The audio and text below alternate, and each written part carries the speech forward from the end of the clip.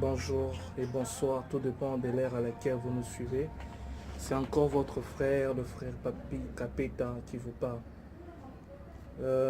Aujourd'hui, nous allons lire Nahum chapitre 1er, le verset 3, 1 Roi chapitre 19, les versets 11 à 13, Exode chapitre 19, versets 16 à 20. Alors, je vais juste lire Nahum chapitre 1er, le verset 3. La Bible dit: le Seigneur est patient, sa puissance est immense, mais il ne tient pas les coupables pour innocents. Une violente tempête surgit lorsqu'il se déplace, les nuages sont la poussière qui soulève ses pas. Nous devons savoir une chose,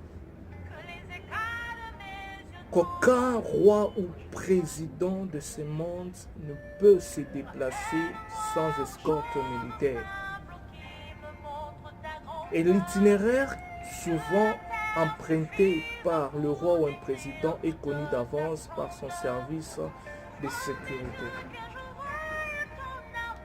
Et nous devons savoir que notre Dieu a un service de sécurité le mieux de tout l'univers.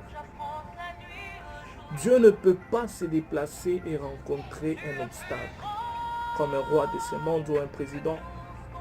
Dieu ne peut pas se déplacer et rencontrer un embouteillage.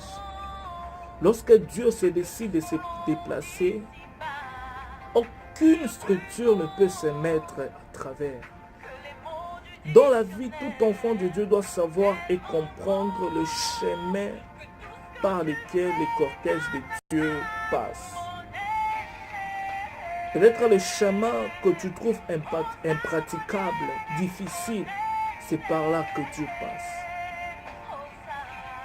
Il y a un exemple que nous devons prendre lorsque nous voyons un surfeur. Lorsqu'un surfeur voit une vague qui vient, il prend tout son temps afin de chercher de voies et moyens pour déployer ses capacités afin qu'on le voie et qu'on l'apprécie. Mais lorsqu'un grand bateau, un navire voit cette vague, le bateau fuit parce qu'il risque de faire naufrage. Bien-aimé, si le grand homme, les grandes personnes que toi tu as considérées n'ont pas été capables, ils ont connu des histoires difficiles, ce n'est pas pour autant que toi aussi tu vas y arriver.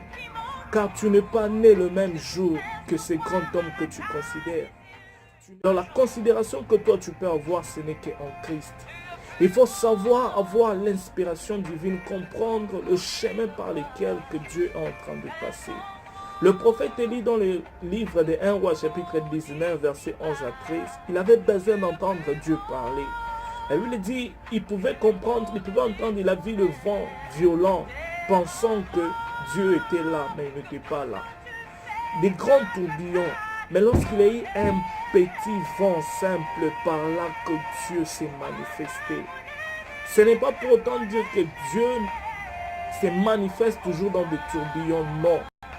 C'est des fois il utilise de voix pareilles pour annoncer sa gloire. Alors c'est que tu penses que c'est difficile, je te dis que non, tu es sur le chemin par lequel que Dieu accepte de traverser, de passer. Parce qu'au travers de ton histoire, il y aura quelque chose qui sera de nouveau. Et bien aimé dans le Seigneur, l'importance c'est d'avoir l'esprit révélé, comprendre les cortèges que Dieu, le chemin que Dieu est en train d'utiliser pour passer dans ta vie. Peut-être c'est par cette vie qui est impraticable, qui est considérée comme le chemin.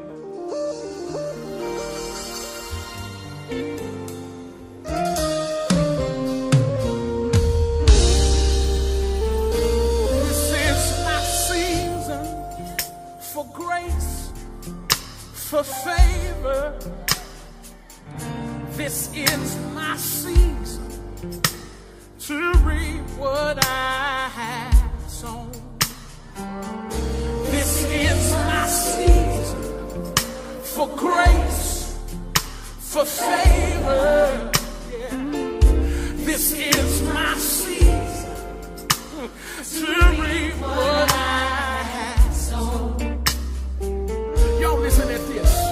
See, I haven't been perfect, but I sure been faithful.